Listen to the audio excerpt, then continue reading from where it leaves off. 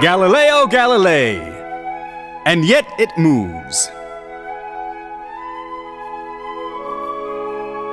We're in 1564. The Italian Renaissance is in full bloom, and in February of that same year, Michelangelo, one of the greatest artists humanity has ever produced, dies at the age of 88.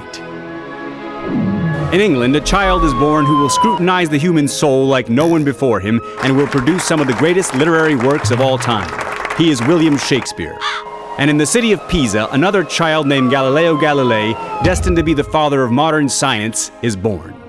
His own father, Vincenzo Galilei, was a renowned music composer who, with his profound knowledge of mathematics and studies on dissonance, contributed quite a bit to the evolution of music theory.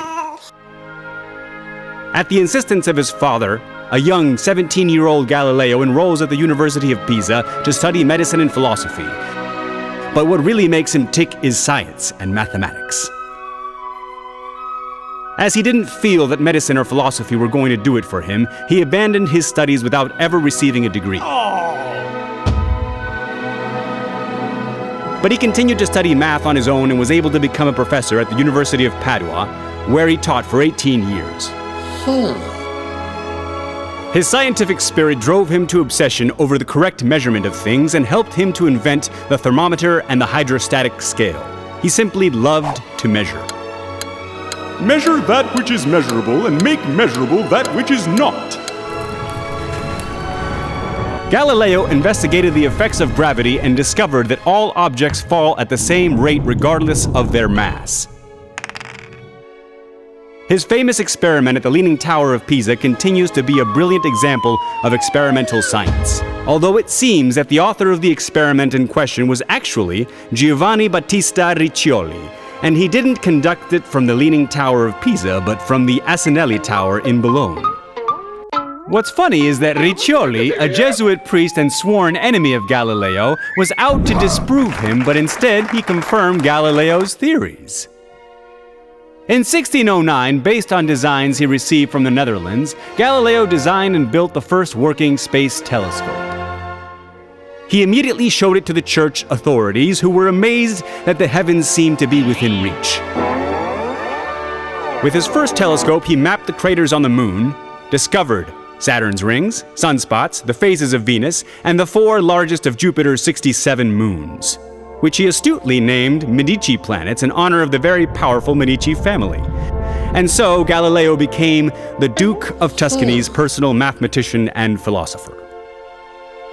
His astronomy observations allowed him to fine-tune Copernicus's heliocentric model, affirming that not only did the planets revolve around the sun, but that their respective satellites revolved around the planets and the sun simultaneously. In 1632, at the tender age of 68, Galileo decided to publish his discoveries and ideas in a book titled Dialogue Concerning the Two Chief World Systems. But he ran straight into a brick wall. The church! All his theories contradicted the sacred scriptures. And to top it all off, apart from completely ridiculing his adversaries, there was an obtuse character in his novel named Simplicio, who had one too many things in common with Pope Urban VIII. So Galileo found himself arrested, tried, and convicted by the Inquisition. Accused of heresy, he was condemned to house arrest for the remainder of his days. A very benevolent sentence, if we keep in mind heretics were usually executed. The monk Giordano Bruno had been executed some years earlier for defending similar theories of free thought. Cardinal Roberto Bellarmino, otherwise known as the Hammer of Heretics, had condemned Bruno to burn at the stake. But Galileo was influential, old, and recanted his views publicly, so his sentence was reduced. It is rumored that at the trial, after Galileo recanted, he muttered to himself, "And yet it moves."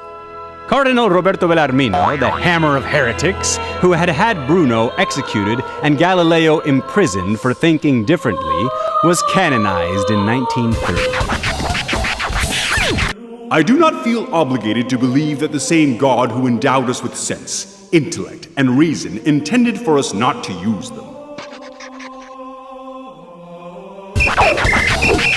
Galileo had 3 children with his lover, Marina Gamba, a mysterious woman from Venice. To assure his daughter's safety, he sent them away to a convent. In 1990, Cardinal Ratzinger, who later became Pope Benedict XVI, said that he found Galileo's sentence of house arrest just and reasonable. Galileo has a crater on the moon named after him. In 1971, astronaut David Scott of the Apollo 15 mission dropped a feather and a hammer at the same time on the surface of the moon. In a perfect vacuum, the two objects hit the ground simultaneously.